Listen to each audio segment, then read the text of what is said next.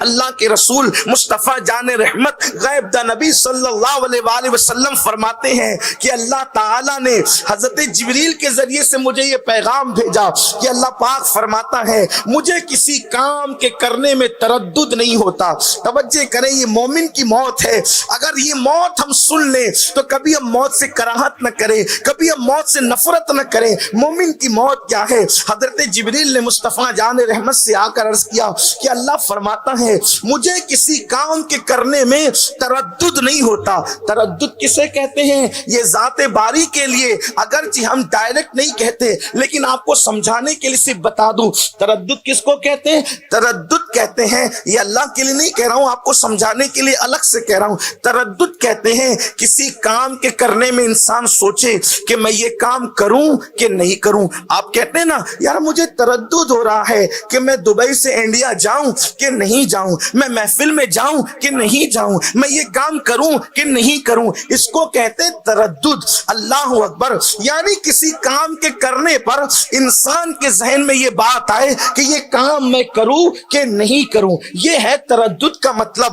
حالانکہ ہم اللہ کے لیے ادب کی وجہ سے اس معنی میں بات نہیں کرتے، لیکن چونکہ حدیث پاک میں آیا ہے ترددی، اللہ پاک فرماتا ہے مجھے کسی کام کے کرنے میں تردد نہیں ہوتا، سوائے ایک کام جب میں کرنے لگتا ہوں تو مجھے تردد ہوتا ہے۔ اللہ فرماتا ہے ترددی، کسی کام کے کرنے میں تردد نہیں ہوتا، لیکن ایک کام جب میں کرنے لگتا ہوں تو مجھے تردد ہوتا ہے۔ وہ اللہ جو کن کہہ کر کائنات پیدا کرے اسے تردد نہیں ہوتا، وہ اللہ جو زندہ سے مردہ اور مردے سے زندہ پیدا کرے اسے تردد نہیں ہوتا، وہ اللہ جو ابو جہل کے گھر میں اکرمہ جیسا صحابی پیدا کرے اسے تردد نہیں ہوتا، صحابی کے گھر میں یزید جیسا جہنمی پیدا کرے تردد نہیں ہوتا، نبی کے گھر میں کنعان جیسا پیدا کرے تردد نہیں ہوتا۔ اللہ اکبر، اور کنعان جیسے بلکہ اس سے بھی بدتر لوگوں کے یہاں اللہ تبارک و تعالی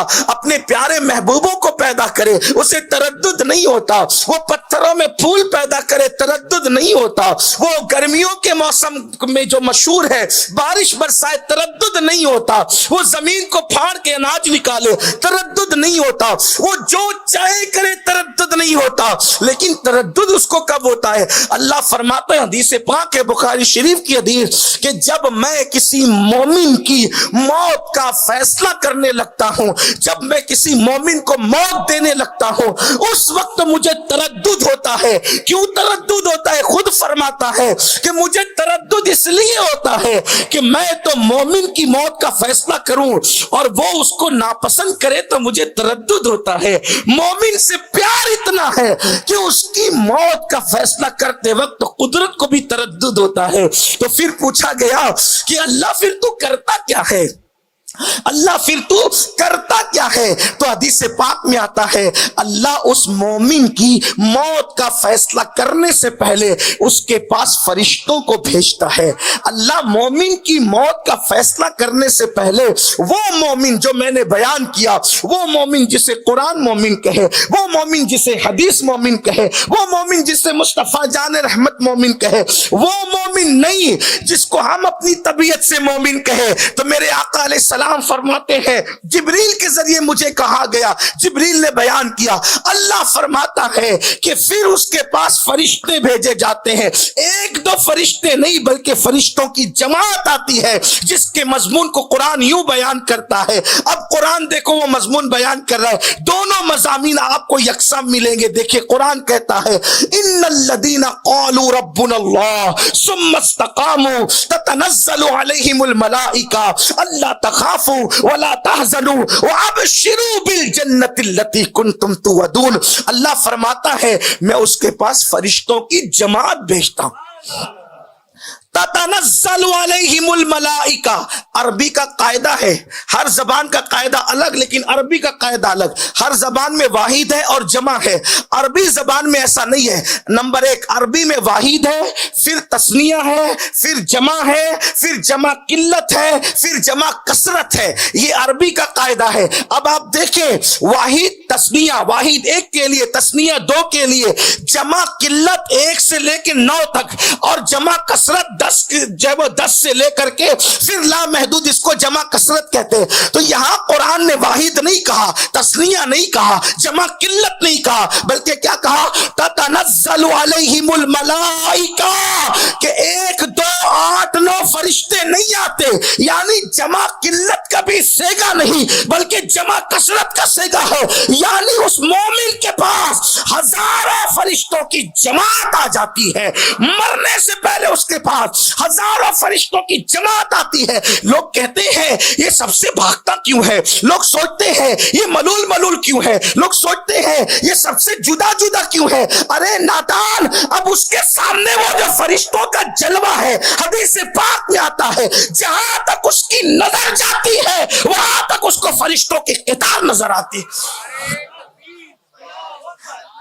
وہ گم سم جو رہتا ہے تو وہ فرشتوں کو دیکھ کر، یعنی وہ چاہتا ہے کہ ہم یہاں سے ہٹے، کیونکہ وہ جلوہ آقا علیہ السلام فرماتے، فقیہ ابو اللہ سمرقندی، یہ بخاری کی حدیث نہیں ہے، یہ فقیہ ابو اللہ سمرقندی نے تنبیہ الغافلین میں لکھا ہے، ایسی خوشبو لاتے ہیں فرشتے ساتھ میں، اور ایسی جو وہ نورانی چہروں کے ساتھ آتے ہیں کہ مومن ان کو دیکھ کر حیران رہتا ہے، حیران متحیر رہتا ہے، یہ مومن کی موت ہے۔ تو پھر قرآن کیا کہتا ہے؟ اب قرآن فقیہ ابو اللہ سمرقندی اور بخاری کے مضامین کو ملا کر اس کا اتنے مجموعہ پیش کر رہا ہوں، تو قرآن کیا کہہ رہا ہے؟ فرشتے آ کر اس کو کہتے ہیں اللہ تخافوا ولا تحزنوا، فرشتے کہتے گھبرانا مت، خوف مت کھانا۔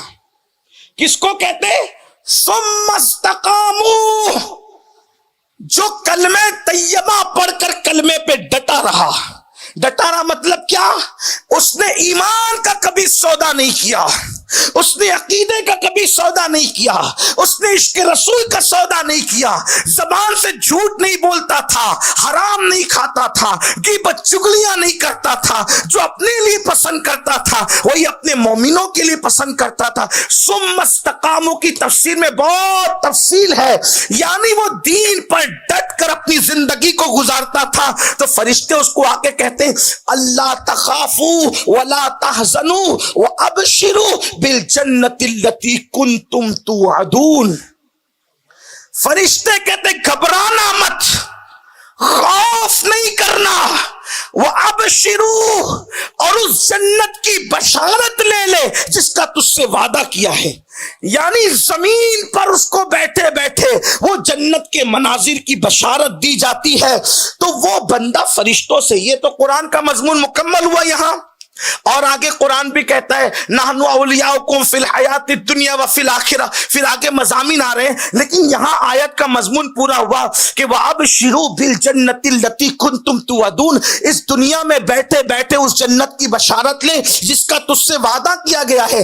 تو اب وہ مومن خود کہتا ہے فرشتوں، یہ جو تم جنت کی نعمتیں گنا رہے ہو، دیدار یار کی باتیں کر رہے ہو، یار کے دیدار کا معاملہ بیان کر رہے ہو، ارے یہ ملے گا کب یہ تو بتاؤ۔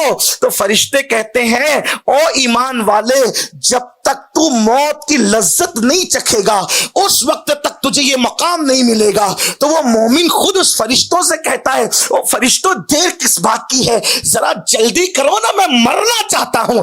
تو ادھر مومن مرنے کی تیاری کرتا ہے، اس کے بعد اللہ اس کی موت کا فیصلہ کرتا ہے۔ پہلے مومن کہتا ہے کہ مجھے چلنا ہے، پہلے مومن کہتا ہے کہ مجھے چلنا ہے، اس کے بعد قدرت اس کی موت کا فیصلہ کرتی ہے۔ یہ ہوتی ہے مومن کی موت۔ اور پھر کس شان کی ہوتی ہے؟ حدیث پاک میں آتا ہے جب مومن موت مرنے والا ہوتا ہے، ہزاروں فرشتے نورانی چہروں کے ساتھ، حضرت ابراہیم خلیل اللہ فرماتے ہیں موت اتنی نورانیت کے ساتھ، اتنا نورانی چہرہ لے کے حضرت ملک الموت اس مومن کے پاس آتے ہیں کہ اگر اس کو کوئی اور اجر نہ بھی دیا جائے تو صرف موت کا چہرہ اتنا خوبصورت ہے کہ اس کو ایسا لگتا ہے کہ اس کو ساری نعمتیں اسی میں سب مل گئی، اتنا خوبصورت ہوتا ہے موت کا چہرہ۔ اور پھر اس کی روح نکلتی ہے، مومن کی روح، حدیث پاک میں آتا ہے جیسے بارش کا پانی کسی پتے پہ جمع ہو اور وہ کتنی آسانی کے ساتھ ٹپک جاتا ہے ہوا کے جھونکے سے، ایسے مومن کو موت آتی اور اس کو جنت کے کفن میں जन्नत के कफन में उसकी रूह को लपेट कर फरिश्ते हजरत मलकुल मौत से लेते हैं और आसमानों की तरफ ये कहते हुए जाते हैं कि मोमिन का जनाजा जा रहा है, मोमिन का जनाजा। और जो मोमिन होता है जब वो मरता है, उसको मौत आती है, तो वो मौत के वक्त मुस्तफा जाने रहमत का दीदार करता है, हुजूर का जलवा देखता है। इसी को मेरे इमाम कहते हैं, जान तो जाते ही जाएगी, कयामत ये है। जान तो जाते ही जाएगी, कयामत ये है। अब यहां मरने पे ठहरा है नजारा तेरा, अब यहां मरने पे। इसीलिए किसी आशिक ने कहा है, मदीने जाने की जितनी खुशी होती है उससे ज्यादा खुशी तो मर जाने की होनी चाहिए। मदीने जाने की जितनी खुशी होती है उससे ज्यादा खुशी तो मर जाने की होनी चाहिए, क्योंकि मदीने जाते हैं तो गुंबदे खजरा नजर आता है और मर जाते हैं तो खजरा वाला नजर आता है। दोनों में फर्क तो है, लेकिन हैरत है आशिक भी बनते हैं। मदीने जाने की खुशी तो है, मर जाने की खुशी क्यों नहीं होती लोगों को? हालांकि मरने की तमन्ना भी नहीं होनी चाहिए, मरने की दुआ भी नहीं होनी चाहिए, लेकिन मौत को नापसंद भी नहीं करना चाहिए। तो इस तरह से मोमिन मरता है। अब आइए, जब मोमिन मर जाता है उसकी रूह आसमान, एक लम्हे के लिए भी मलकुल मौत के हवाले रूह नहीं की जाती, बल्कि वो रूह फौरन फरिश्ते लेते हैं और लेकर के उसको जाते हैं, ऐसी खुशबू के साथ लेकर के जाते हैं कि मशाम जा मुअत्तर हो जाती है। और फिर उसके बाद जब मोमिन कब्र में जाता है, जब मोमिन कब्र में जाता है, उससे 3 सवाल होते हैं।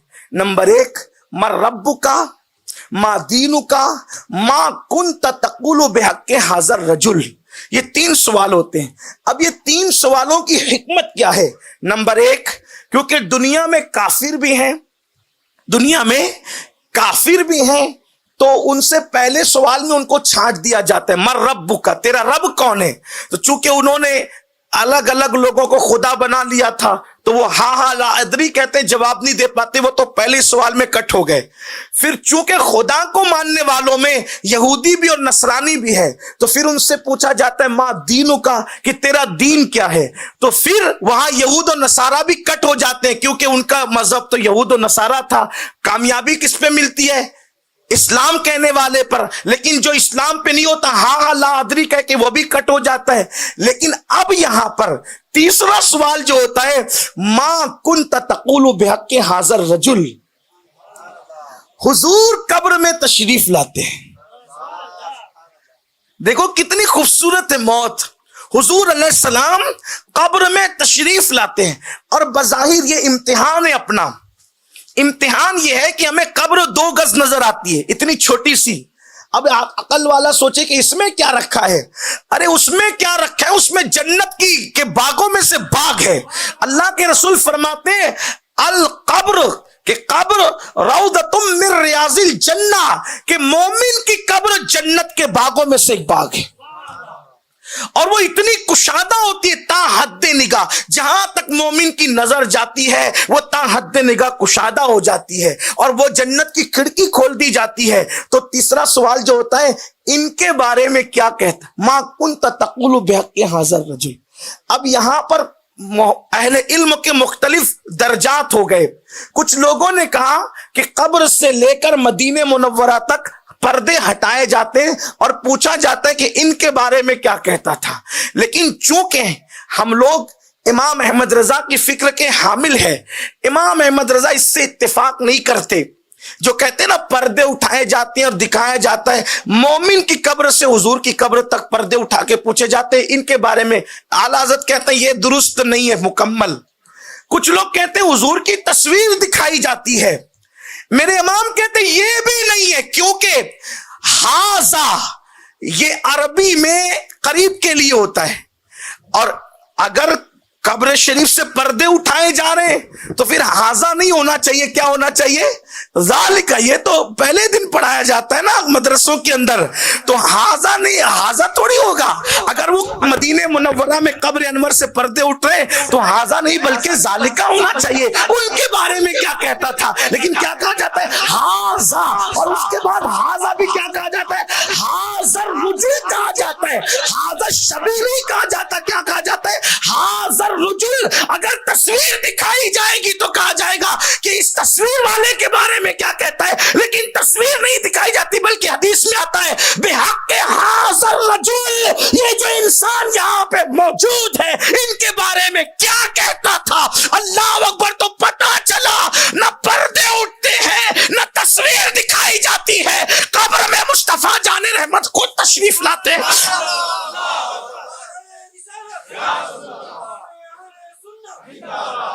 حضور خود تشریف لاتے اور میرے امام بیان کرتے قبر میں لہرائیں گے تا حشر چشمے نور کے جلوہ فرما ہوگی جب طلعت رسول اللہ کی۔ اب بتاؤ، مرنے کے بعد حضور خود قبر میں آئے، حضور خود مومن کی شان اور مومن کی موت کیا ہے، حضور کا جلوہ اس کو دکھایا جاتا ہے اور وہ دیکھتا ہے حضور کو، اور حضور سے عشق ہے، تعلق ہے، رشتہ ہے، تو مرتے وقت بھی حضور کو دیکھا، قبر میں بھی حضور کو دیکھا۔ حضور تاج الشریعہ کہتے ہیں آپ کی طلعت کو دیکھا جان دی۔